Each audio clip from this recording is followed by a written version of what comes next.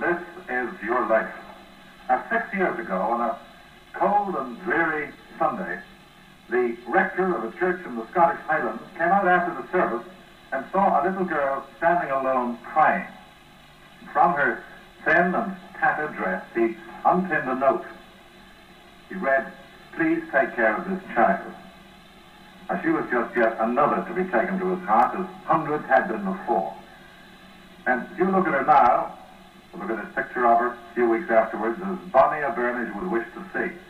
And tonight, that particular rector has been taken behind the scenes of television. He's been on a tour of the BBC's new television centre, and he should be arriving in this theatre any moment. We always hope so. Let's see.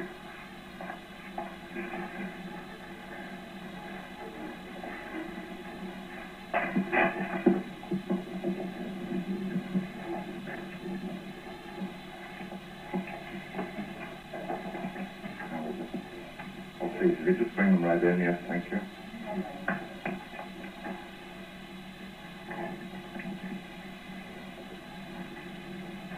Come right in, the show is just starting. You're very welcome. How do you do? What brings you here? May I ask you this question? What brings you to this particular theatre tonight? We're coming to see a live show in contrast to the main building that we've just seen. Well, you're going to see a live show, a very live show, but a show that concerns you very intimately, because tonight, Dean Clarence, Wolfe, M.B.E., this is Your Life.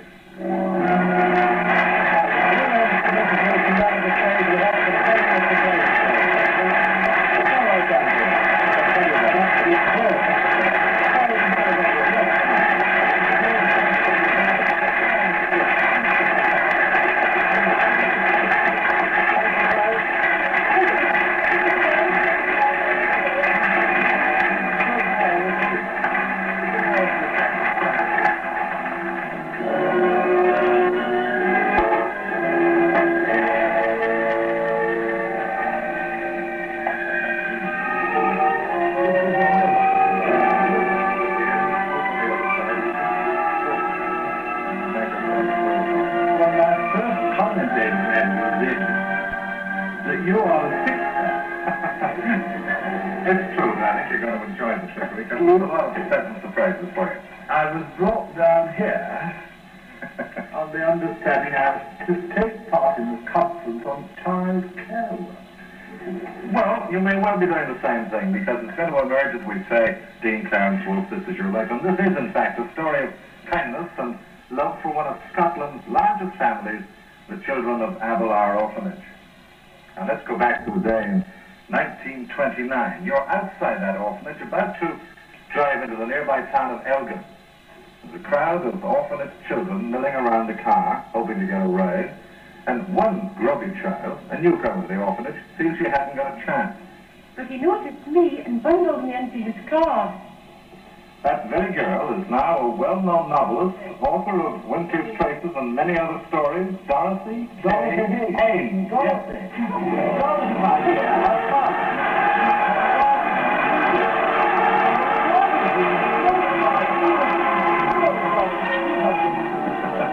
You tell me, Dorothy. My life is how wonderful. Well, now I tell you, Raymond, that when Dorothy was aged 5, I visited her little house group, and she'd written a lovely poem. Oh, I said, Dorothy, I said, how beautiful. I said, where did you get that from? Oh, she said, out of my head. And I said, well, that is to appear in the Orphanage magazine. I'm not going to let you tell any more of that, because I'm going to ask Dorothy to tell the end of that. Yes. Because it's very funny you should remember that poem so clearly, because Dorothy does. But before we get that, I want to ask Dorothy about the ride. Did you enjoy the ride? Oh, yes, I did. And the sticky, highly coloured sweets he bought me. But when we got home to the orphanage, late for dinner, and the matron saw my bare feet in a very dirty pinafore, she was absolutely furious with Wolfe. She said, oh, that feckless man, that fancy anything out in that condition, he jolly well ought to be ashamed of himself. Well, with so many children, the company wasn't bothered about things like that, was he? No, he bothered about the things that were much more important. He knew everybody's names, he knew all our worries and our joys, and he encouraged me to write poems. He's just been telling me about the one that I wrote when he was young. It was a terrible effort about fairies, but he promised to put it in the Orphanage magazine, and I said, please, sir, would you put my proper whole name in, Dorothy K. Haynes? And he patted me on the shoulder and said, yes, of course I will. So I sat back and waited for literary fame, and when the poem came out, the wretched man had put by Brownie Haynes, 811. Well, now, we know that you've forgiven him for that, but children apart, what does the Dean, in your opinion, feel about Aberlour? Well, he had a very real love for the orphanage, and this was brought home to me very poignantly in 1951 when the whole of the East Block was burnt down. And the warden had been on holiday at the time. He rather enjoyed the fire, actually. It was quite a spectacle. But when we saw him coming down the drive and looking at the ruins smoking in the rain, he just stood there and took his hat off, and at the look on his face, he just burst into tears. Thank you, Dorothy Haynes. Thank you. Really, really wrong. Seriously. Wonderful.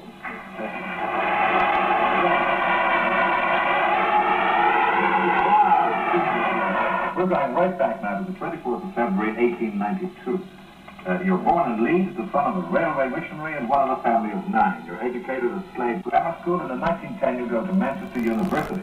You lodge at a student hostel, St. Anselm, where one night in October 1911, you find yourself hiding behind the curtain in an attic room. Yes, and a mouth full of pie. Friend and undergraduate of 50 years. Frank Ashworth. Yes, Frank Ashworth. Frank Ashworth.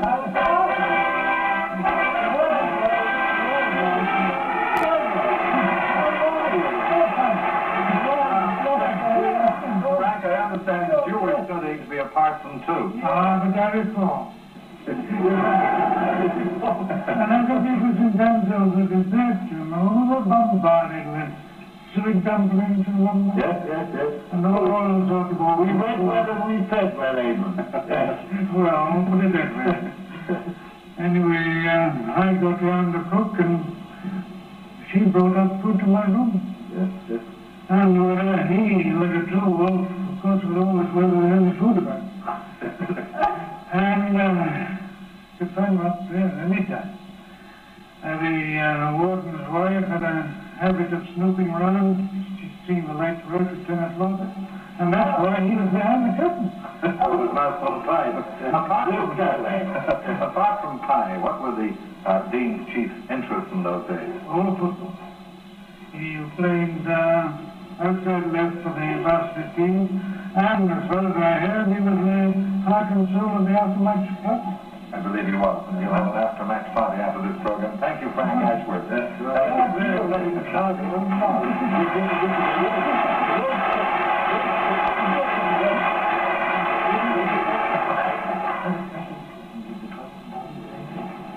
Down there. He was one of my cold water friends. I've often wanted to meet him. Well, now, we're meeting now. I wish we were on Labour Store and he'd be here tonight, I'm telling you. Well, it's your life we're talking about. In 1916, as you know too well, you were ordained and become curate of St. John's Church, Cheetham, Manchester. And on the 1st of March, 1917, you enlist as a private in the Artists' Rifles. And we have a picture of you here helping to keep the home fires burning. The devil knows. Or are you trying to get your strength up for the task ahead? Anyhow, October 1918, you get your commission, you're sent to France, and when the war ends, you return to the living at St. John's Church, Cheetham. In 1920, you marry and live in a Bolton Corporation house. Now, ever ready to assist in the household chores, I understand. One day you're trying to light a fire, and there's a terrific explosion. Do you remember that, Mrs. Wolfe? Yes. What was the cause of it? Putting petrol on a fire was often quite out. And what was the result of it? And the fireplaces blew right out and down below and upstairs. It did. And I believe, too, that the Dean once gave away, I don't know if you remember this, a pair of your best shoes. Oh, no, when was that? You don't remember that? Well, I won't recall it because it caused trouble at the time. You sent him after the man for your shoes. Oh, yeah. Anyhow, in 1924, you become vicar of St. Bartholomew's Church, Bolton. But 1924 also marks another incident that changes the whole course of your life. You're on holiday in the Isle of Man, and you're forced indoors by the weather, and you're at your own business of lighting fires. You glance at the paper you're going to burn when you see the advertised post of assistant warden at Aberlour Orphanage. apply for the post, and eventually in 1926 you were appointed. Now, it's not very long before you find it necessary to correct one of the boys. You call him into your study, you ask him whether he prefers the strap or the cane. Yes. And what does he reply? I told the warden I didn't want either of them. One of your former scallywags, yes, from Aberlour, Danny Morris. Danny was falling, running so well.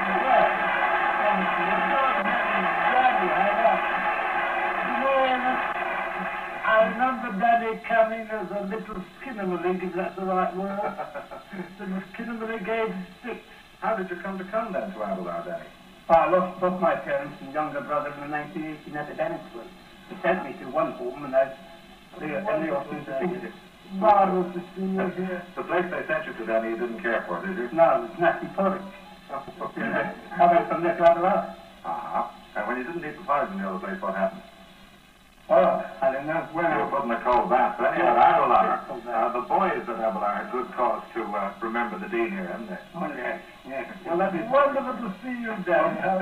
And Danny, by the way, people don't know it, but Danny is a little bit of a writer. Yes. Because he's written his reminiscences, and I'm quite proud of those reminiscences, Danny. What about this business of you saying you didn't want either? You got away with that, did you, when you said you didn't want Oh, yes, yes. for them? Oh, okay, yes, I heard that. I got away with that, but I'll come up again next week.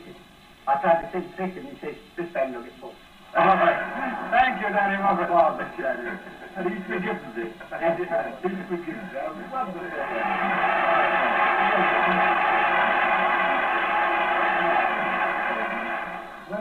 On 1928, you're promoted warden of Aberlour, a position that you're to hold for over 30 eventful years. Years in which the Aberlour orphans learned contentment and self-respect. Now, there was someone at Aberlour who'd seen this great change. She'd given her wholehearted support to everything you did, and although in 1930 she left to get married, she was back again helping in December 1956. You recall her name? 1960. Did that demand it first getting married? Was she in the seamstress's room, the sewing room? No, it's Miss Jean Abel, now Mrs. Jean Shaw. Mrs. Shaw! My dear Mrs. Shaw, wonderful!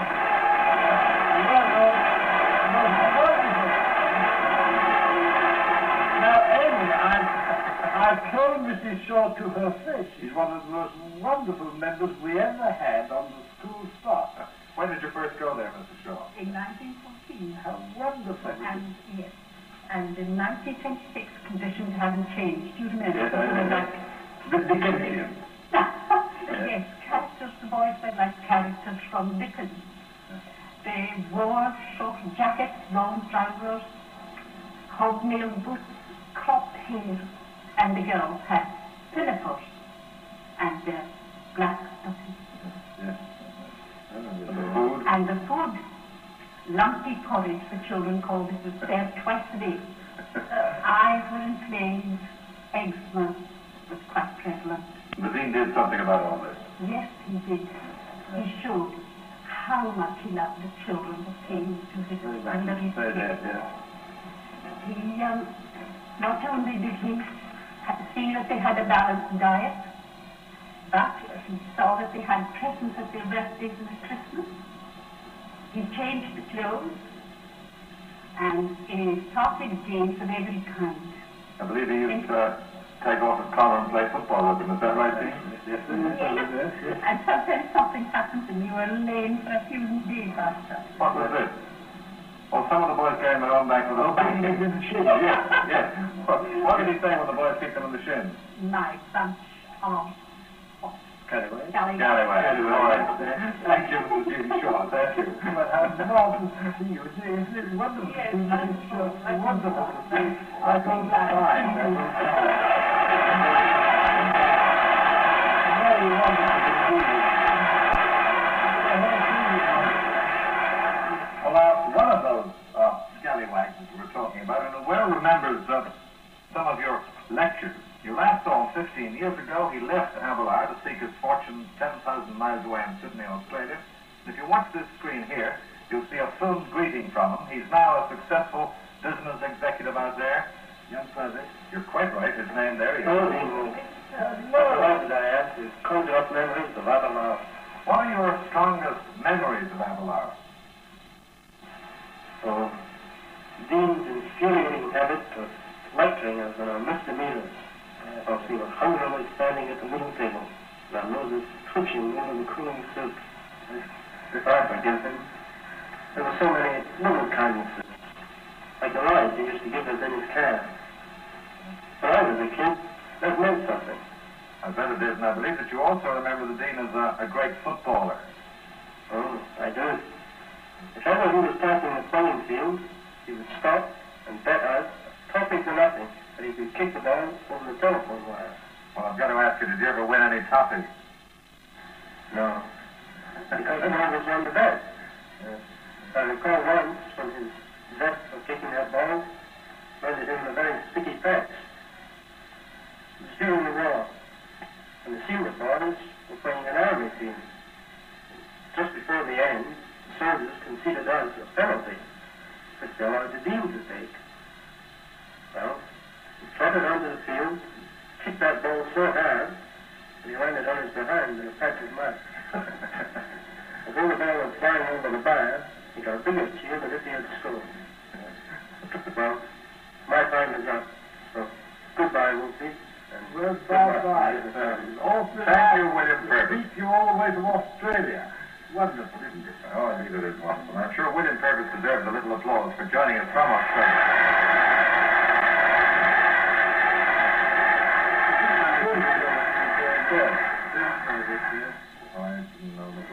But as this story unfolds about you, Dean, and I'm sure you've forgiven us by now, we find that you give the dignity usually associated with parsons second place in your work, and it's not surprising, therefore, to find that one day you were seen wandering along the banks of the River Spey in your underpants. Oh, yeah. I don't know what you were doing. Yes. I remember. I'm not Somebody's going to tell you. Oh, I beg your pardon. Tell us then. I'll tell you. He's looking for his trousers. Yes. Well, there he was. Is that easy? Yes, it is. The treasurer of Aberlour Orphanage, Joe Smith.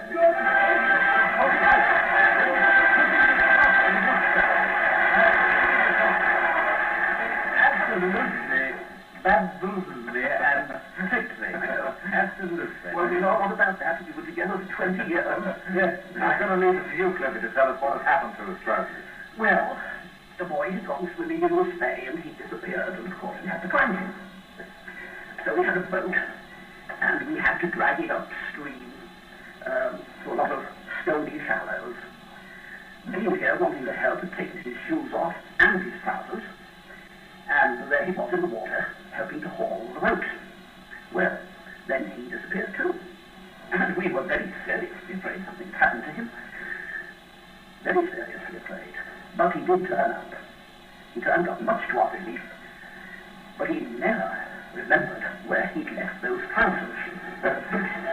I believe it was the custom to take the children to Lochima every year, isn't that right? And 1934 was a particularly important year. It was a very important year. It was a very important year. On the day of the outing to Lochima, it was cold and wet, but a train had been ordered, lashings of food had been laid on, and Wolfe, they called you back. You decided to go. The children weren't to be deprived of their treat. When you got to Lochima, it rained torrentially. And there you have the spectacle of 450 children, cold, soaked, miserable, crowded into a very small hall for shelter. In fact, it was the Black Hole of Calcutta, as I'm sure it did. The whole thing was a real catastrophe. It was, in some ways, and yet it was a happy scene. Because the very next day, the Dean rushed off to Elgin or somewhere, and there he bought or arranged to buy a holiday home by the seaside. It was never to happen again. In fact, soon batches of children, for the first time in their lives, were having a week's holiday by the sea, something they'd never dreamed of. And tell me, how did he find the money for this? Well, he pounded along the Scottish roads. He preached in the churches and the halls. He appealed there. He raised the orphanage's annual subscription income from £3,700 to £11,000.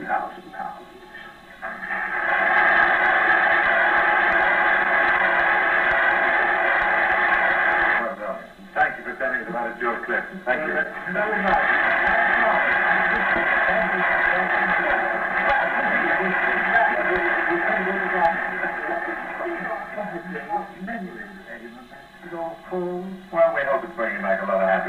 Wonderful memories, eh? Some 500 children you had there, and among those 500 there was a boy and a girl whom you said caused more trouble than all the rest put together. One day the boy is a member of a gang which does some damage on the Aberlour farm. The boy is brought before you, and for a reason which will soon become apparent, he might have expected preferential treatment. But what did he get? The same as the rest. The choice of a whacking from the dean or from the farmer. Yes, I understand. It is following in your footsteps, the Reverend Michael Wolfe.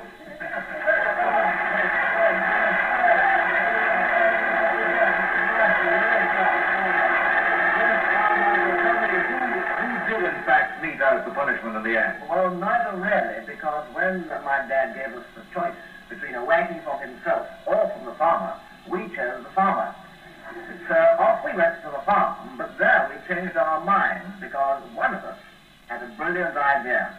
We went back to my dad and asked him if he would give us the punishment, and he did. 6 of the best on the trouser seat. But he didn't know that at the farm we filled our trouser seats with straw. Now, I'm sure you're not wondering who the other troublemaker is. She's right here, of course, and she's your daughter. Now, this is Hilary Walmsley.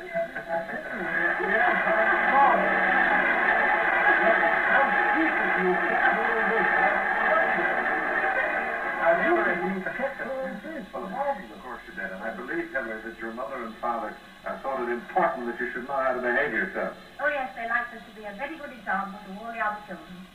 But it didn't always succeed, and I can remember when the bishop was coming to call once, and my father had trained us to say very carefully, yes, my lord, and no, my lord.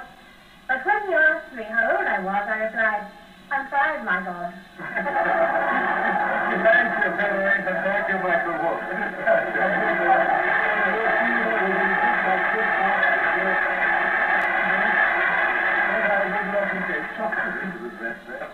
I've had a shock to Bishop, as a matter of fact. Yes. Earlier, there was a greeting there from one of your boys in Australia. But Australia is only one of the distant lands to welcome Aberlour boys. From Kenya, East Africa, and Ontario, Canada, we bring you greetings, if you watch your screen here, from oilman David Ovens and a former boy you haven't seen for 32 years, engineer Charlie Cathmoyer. Hello, yes. What's your Wolfe? Hello, David. It hardly seems 32 years, but well, I remember the day in April 1928 from the boat going to Canada when we set the fire extinguisher out. The month count. Aye, and I remember a day in 1934 when I tried to start your old car, thinking you weren't looking, you old rogue. I'll say he is. Yes, well, that's funny to hear them call you an old rogue. I'm sure they wouldn't call you out if they were here, would they? Well, there they are.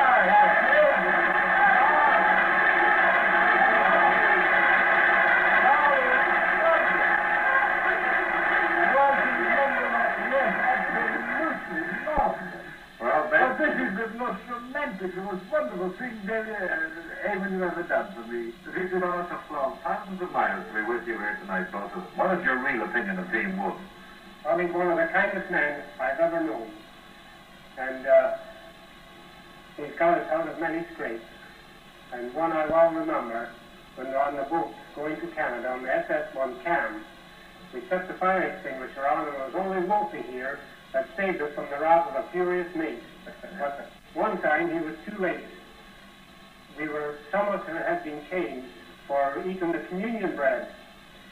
But it was Wolfe again who proved that we were innocent, but that didn't ease the pain. So he said, well, lads, better to bear the pain in honesty than to receive it for lying. Yes, and have you found the Dean a kind man, David? He was always like a father to me at Aberlour Orphanage, and has proved so since. A few years ago, I came to England from Kenya with my children and my wife, who had to undergo an operation. I didn't know what to do with the children, so I spoke to Wolfe, and he very kindly took them into Aberlour Orphanage, and since then the children have never stopped talking about their experiences. Well, thank you, David Evans, and thank you, Charlie Cathmoyer. David, it is marvelous.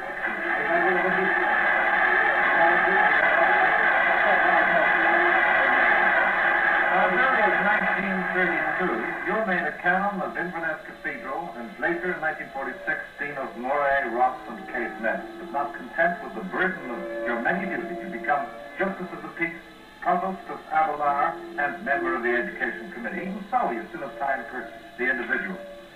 And there's someone amongst the hundreds at Aberlour who's been disowned by her parents, disfigured by burns. She's an object of pity to the other children of the orphanage, but to you, a scrap of terrified humanity, needing all the help and love you can give her. She's here tonight to tell her story. Come in, Ethel Goodbrand. Ethel, yes, Ethel.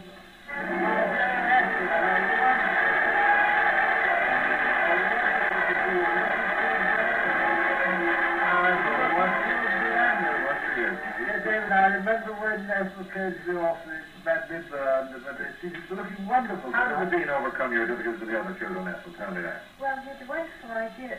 One day he put in a great big dog, the size of himself, a walkie dog, and so the other children, if they wanted to play with the dog, they had to make friends with me. Yes. Tell me, did the Dean ever have cause to be angry with you? Yes, he did. When was that? He caught me stealing apples. Stealing apples. You and some of the other children. What happened? Yes, so I had to line up to get the kids. Because when it came to my turn, he stood between me and the children and pretended to give me 6 of the best.